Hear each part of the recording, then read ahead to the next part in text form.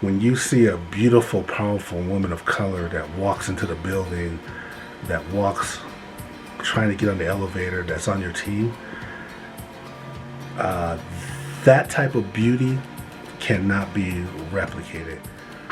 Heard some stories that people of color, women in particular, are worried about going back to work during this COVID period, worried about going back to work, the office, physical office, because of microaggressions, they call them, which is biases, certain acts of discrimination against people of color.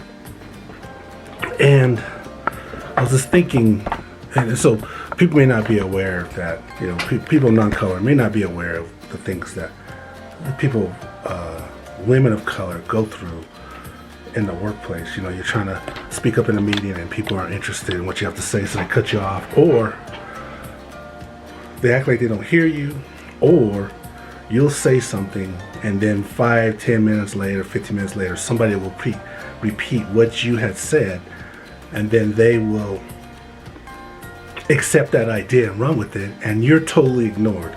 It's like you're in a meeting and you're invisible. Or the reason why I was doing this video, because or you're an attractive woman of color and you'll have issues with women of non-color, where they won't hold the door for you when you're walking through the door of an office building. They'll let it shut on you, or you'll go into an elevator and they'll try to close the door on you real quick to block you out. These microaggressions.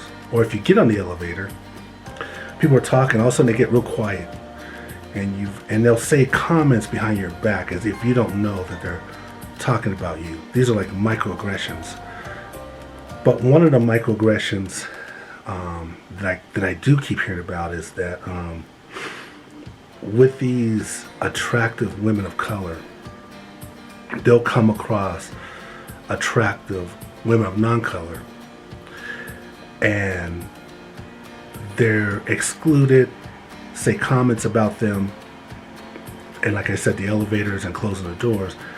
And so one of the conclusions that I came to about it is, like, when you have women of non-color, and let's say she's blonde, blue eyes, and she'll meet an attractive another woman of non-color, and let's say she's a brunette or whatever she is, that woman of non-color can match or replicate what she sees. So if she's blonde, she could change her hair to brunette to match that, or she could change her eye colors, or if she knows the other person has beautiful eyelashes, she can put those on, or she can change her lips, or the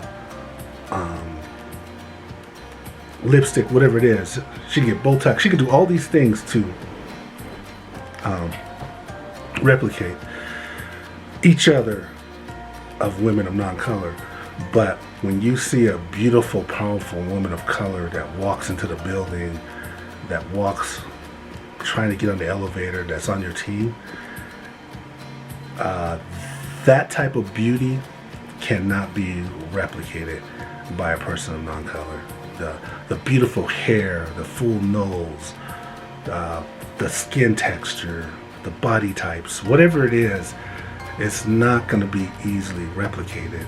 And I think that through immature people, non-colored, the immature ones, it creates a jealousy, and it makes them act in a certain way of denying your presence, denying that beauty that you are, letting you know that you're not as, there's like this competitive, letting them know you're not as beautiful as they are.